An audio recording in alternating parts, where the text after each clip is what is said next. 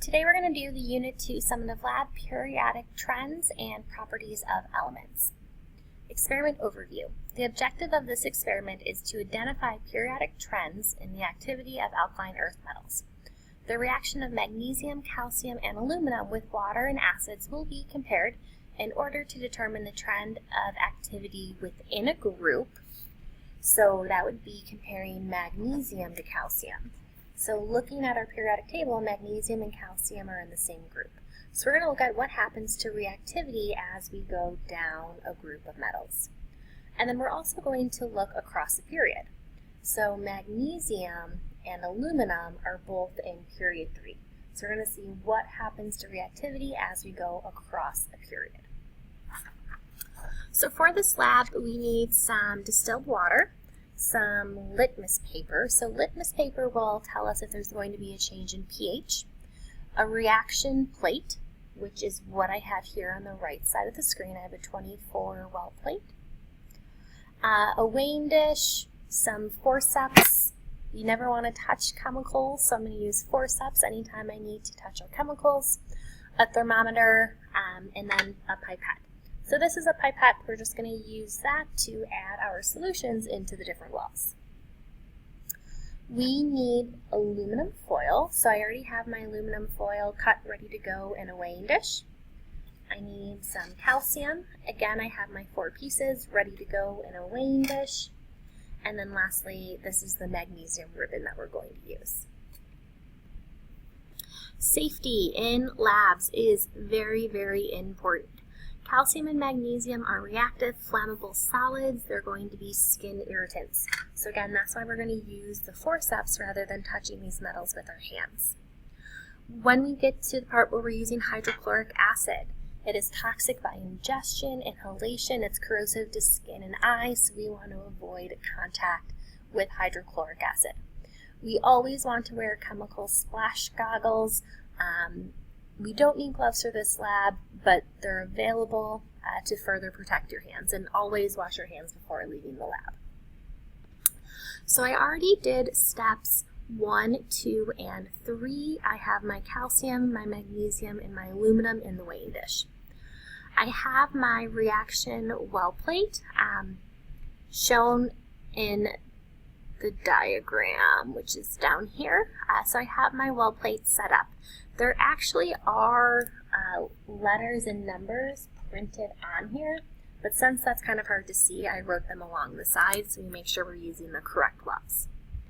So we're going to be starting with number 5. Use a pipette to add 20 drops of distilled water to wells A1, A2, and A3.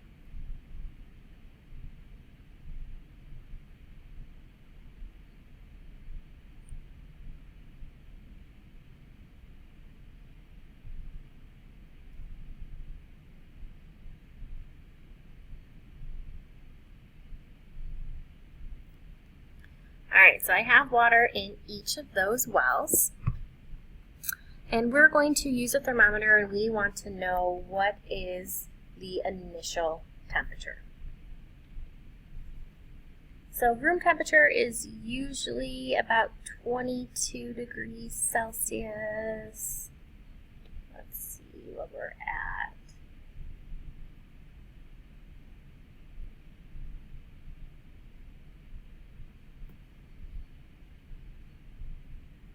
Looks like 23.4. 23.4. So I'm going to go down to my data table. 23.4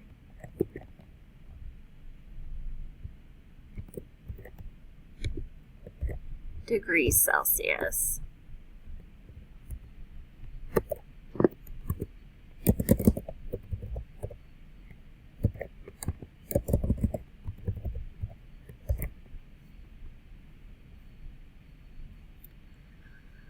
Next, test the water with litmus paper or pH paper, and we're going to record the initial color.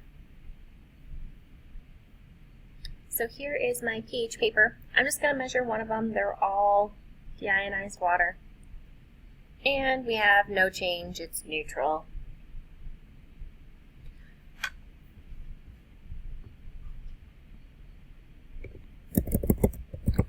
which makes sense. Water is neutral.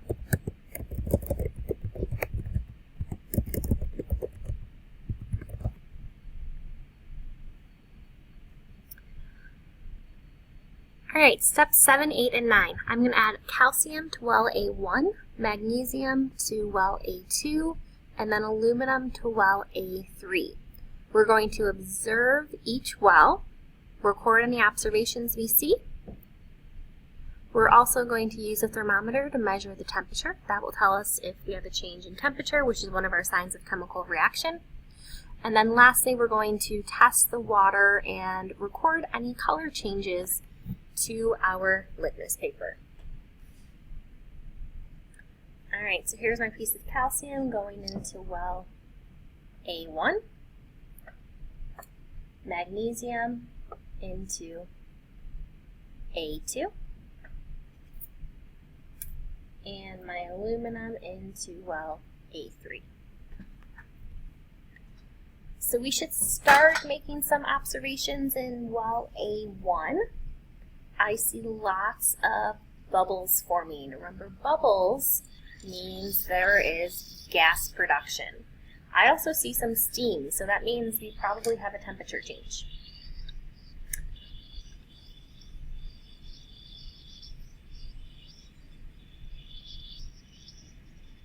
I'm already up to over 90 degrees Celsius.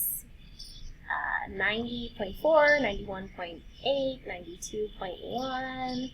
Let's see, the highest we get up to 92.6.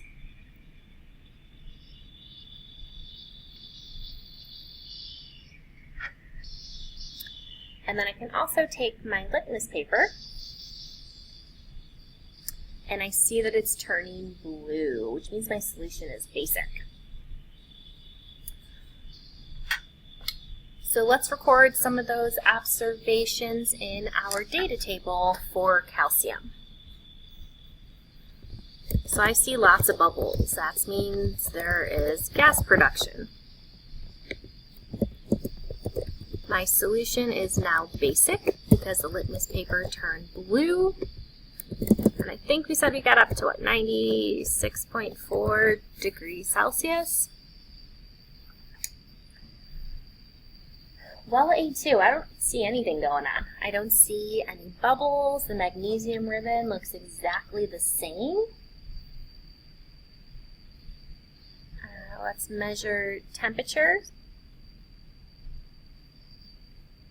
25.6. So maybe a slight temperature increase. Let's see if there was any change in pH. I see a little blue, but very slightly. That might just be a little bit of contamination. Let me try that again.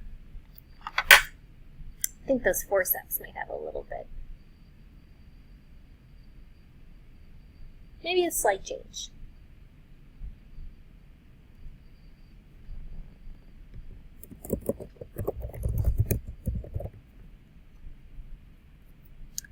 And then lastly, the aluminum.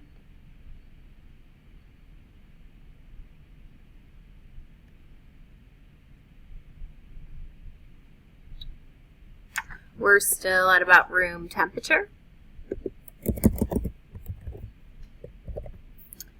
And then let's test with our litmus paper.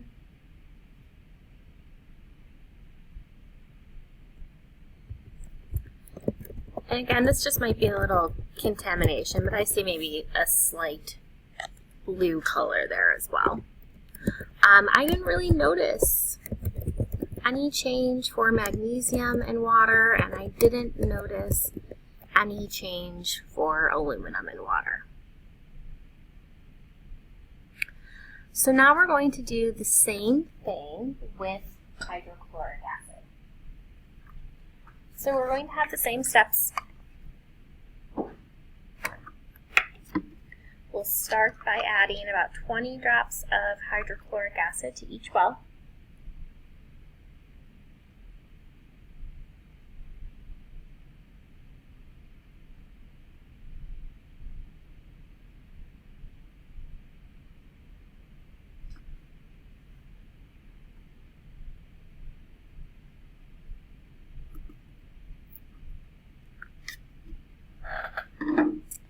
And again, we want to get an initial temperature.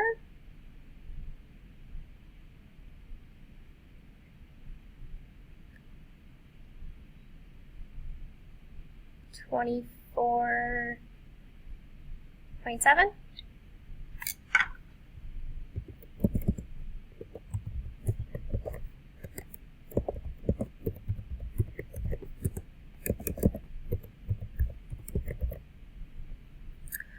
All right, same procedure. We'll start by adding calcium to B1, magnesium to B2,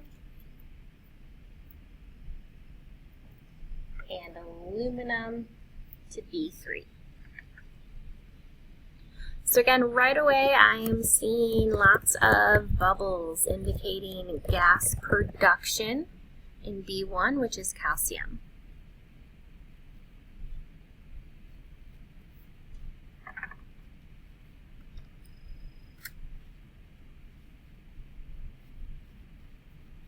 Let's get a temperature on calcium. I see some steam, meaning it's heating up. Over 90 degrees already. Let's see the highest that we get to.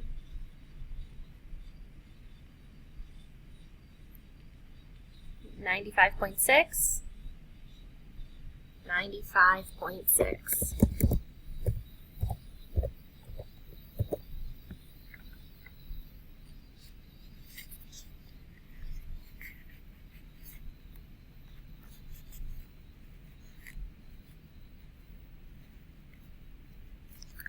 All right, let's look at what's happening with magnesium.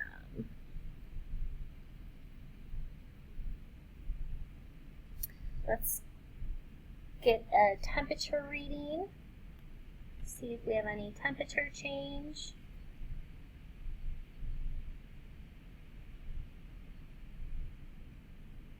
I'm at 31.0 degrees Celsius. So I do have an increase in temperature, and if you look closely, what else is happening with magnesium? Let me see if I can zoom in on this one.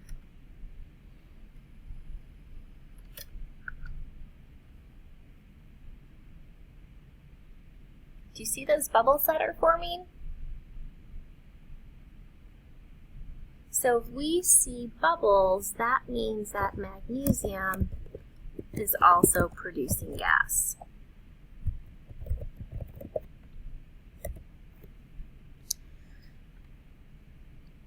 Aluminum doesn't look like anything is going on. Let me get a temperature reading, and we're still at room temperature.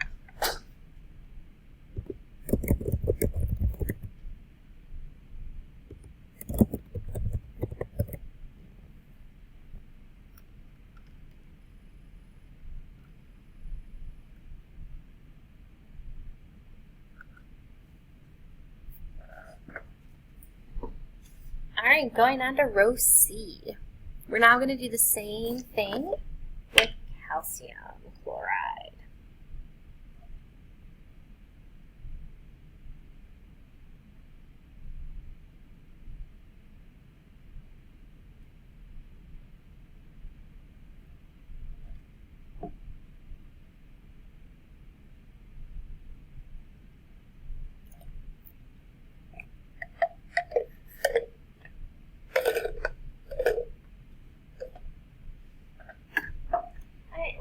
By getting our initial temperature, somewhere 22, 23, 24 degrees Celsius. Let's see what we're at, 24.0.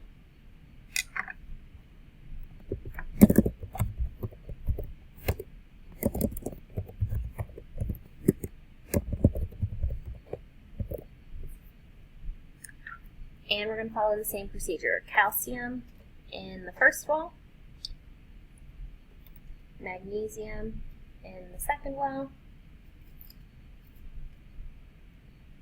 aluminum foil into the third well. again, I'll try to zoom in a little bit, see if you can see this a little better.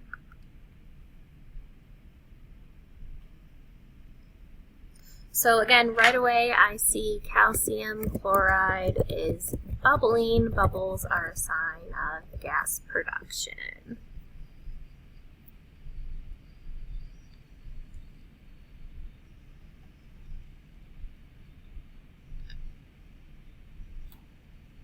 We also have a temperature change at about 63, 65, 68 degrees Celsius and rising. Over 80, 82, 83.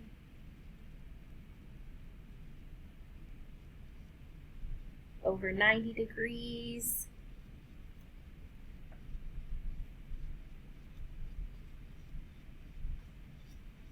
95.2, 95.5, 95.5.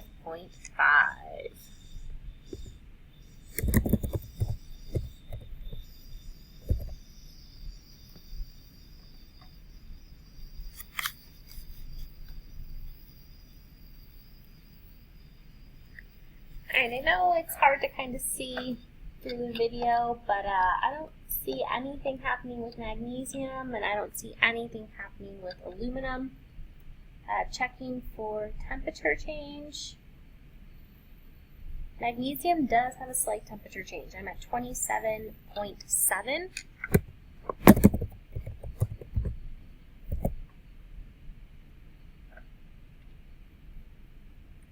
Looking at aluminum,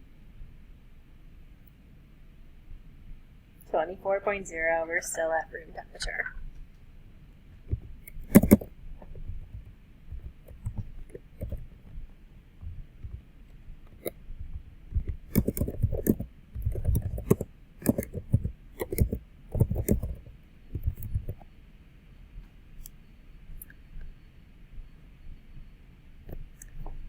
Last step, we are going to do the same process, this time using barium chloride.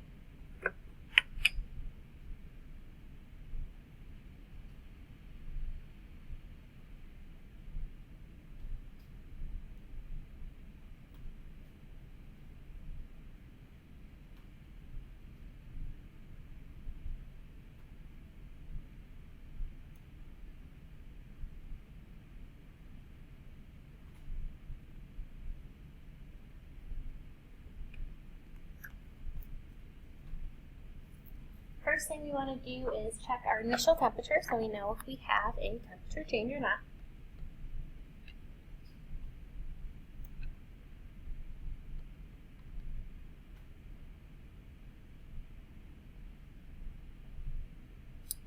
At 24.6.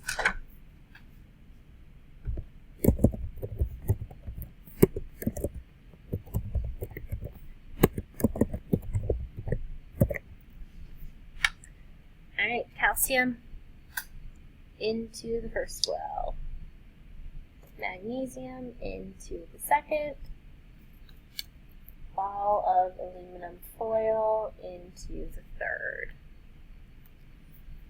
So again, right away we see lots of gas production for calcium.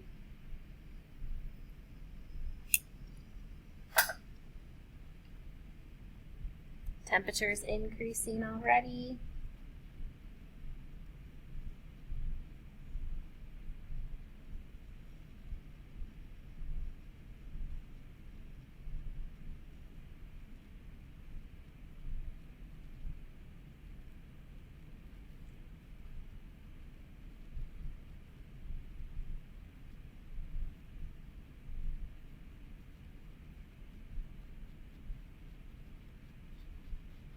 Over 90 degrees.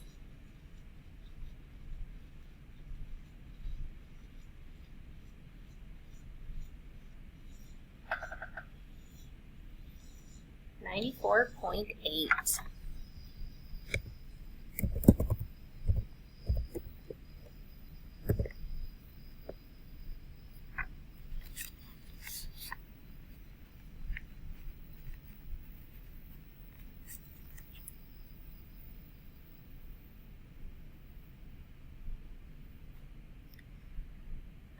am not seeing anything going on with magnesium.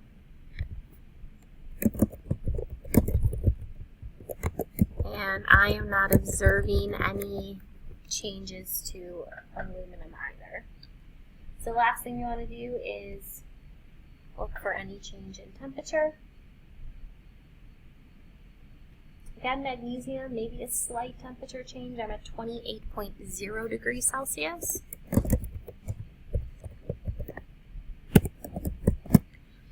And then lastly, for aluminum, we're still at room temperature, no change.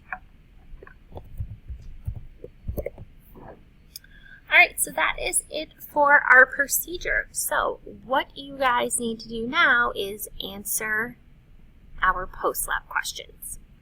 So you're going to rank the 3 metals tested from most active or most reactive to least.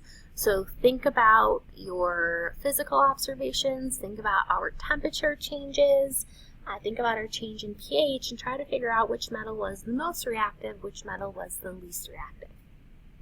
You should then be able to compare metals across a group or down a group. So for number 2, you're going to compare magnesium to calcium. Based on which one's more reactive, write a trend. As we go down a group, does reactivity increase or decrease? For number 3, you're going to compare magnesium to aluminum. As we go across the period, does reactivity of metals increase or decrease? Number 4, litmus paper changes color in acidic solutions or basic solutions. So acids would turn red, bases would turn blue. Alkaline is a synonym for basic. So think about why we would use alkaline earth to describe our group 2 metals. You might have to read back up in the introduction to get a little bit more information to answer number 4. Lastly, based on what we learned in this lab, see if you can rank 3 new metals. So let's say you were given magnesium, potassium, and sodium. Can you figure out which metal is the least reactive and which one is the most reactive? You're going to rank these in descending order from the most reactive to the least.